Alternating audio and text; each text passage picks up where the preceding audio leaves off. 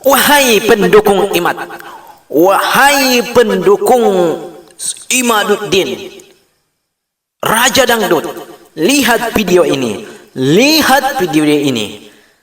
Prabowo, presiden kita, cinta habaib, cinta ahlul bait, cinta kepada keturunan Rasulullah sallallahu alaihi wasallam. Wahai Imaduddin, lihat video ini, lihat video ini.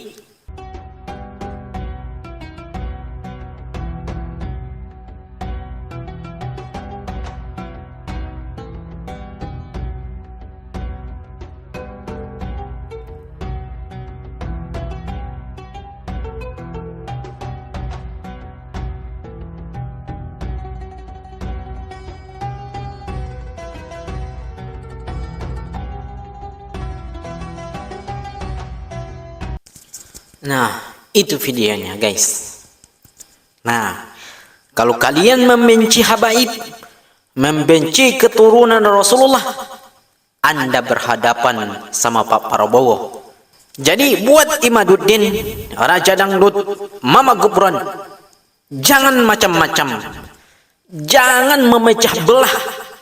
Jangan memecah belah umat antara kiai dan habaib.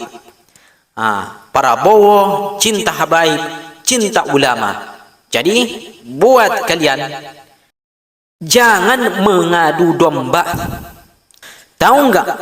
Habib Rizik juga pendukung Prabowo dulu, sekarang masih bersahabatan dengan Bapak Prabowo, presiden kita. Jadi jangan macam-macam kalian. Waktu zaman Mulyono, memang di zaman Jokowi, kalian memang dipelihara untuk mengadu domba antar kiai dan habaib, Pramumi dan habaib kita. Jadi kalau sekarang kalian jangan macam-macam, ya, jangan macam-macam. Jadi persahabatan Habib Rizik dan Prabowo sampai sekarang masih saling komunikasi, ya. Coba kita baca ulasannya. Ketua Umum Partai Gerindra, Prabowo Subianto, menegaskan dirinya adalah sahabat Imam Besar FPI, Habib Rizik Syihab, dan menjamin Habib Rizik bukanlah seorang penganut paham garis keras. Nah, dengar tuh pendukung Imad, pembenci Yaman. Kalau di framing bahwa Habib Rizik dan jajarannya adalah Islam garis keras dan sebagainya, saya kira saya termasuk jaminannya bahwa saya adalah sahabat Habib Rizik Syihab, kata Prabowo dalam ijtima' ulama dan tokoh nasional di Menara Peninsula, Jakarta Barat. Barusan dia mendengar sambutan dari Habib Rizik via rekaman suara dari Mekah, Arab Saudi. Prabowo mengaku sambutan Rizik menyejukkan hati. Itu sangat terdengar komitmen beliau tidak hanya kepada umat Islam, tapi kepada seluruh bangsa Indonesia. Terdengar sekaligus komitmen beliau kepada Pancasila dan Undang-Undang Dasar 45, kata Prabowo. Prabowo menyatakan dekat dengan pihak Muslim Muhammadiyah, Masyumi, hingga Nahdlatul Ulama. Sebagai seorang tentara, dia menilai kedekatan TNI dan kelompok Islam memang ada. Bukan hanya tentara hijau yang sering dikaitkan sebagai kelompok tentara yang dekat dengan kelompok Islamis, tapi semua tentara dinilainya memang dekat dengan kelompok Islam. Prajurit pasti dekat sama ulama. Kalau ada apa-apa pasti minta petunjuk, minta saran, minta nasihat para ulama. Saya kira itu sudah saya buktikan berkali-kali. Di saat krisis, saya selalu berkomunikasi dengan tokoh-tokoh umat Islam, tuturnya.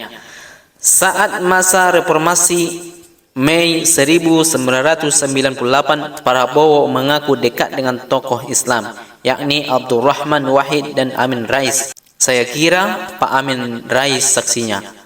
Malam-malam saya masih pangkostrat. Yang saya konsultasi adalah pemimpin Muhammadiyah, tuturnya.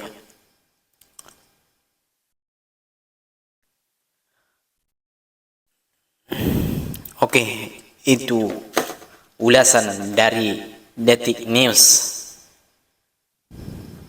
Oke, sampai di sini deh video saya.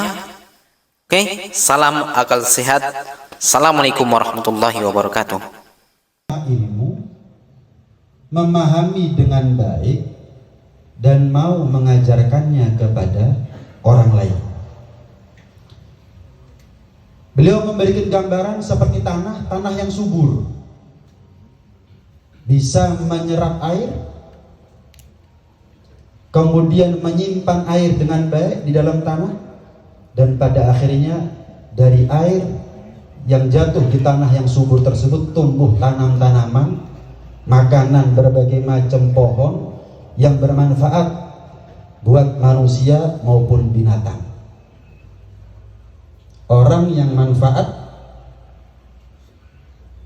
ilmunya diibaratkan seperti tanah yang subur. Ilmu ini ibarat modal. Adapun yang menyebarluaskan ilmu dengan pemahaman yang baik, dengan pemahaman yang sempurna, ibarat manajer. Modal kalau sudah jatuh di tangan manajer yang cerdas, maka laba di depan mata, profit di depan mata. Ini kalau kita punya murid seperti ini, ibarat kata, wah ini adalah prioritas. Ilmu kita dihabiskan olehnya, kita nggak rugi sama sekali. Kenapa? Karena darinya lah kita akan mendapatkan keuntungan suatu saat. Tingkatan yang kedua, menerima ilmu, mendengar ilmu, tapi tidak bisa memahaminya dengan sempurna. Menerima bisa, hafal bisa, tapi memahaminya nggak sempurna.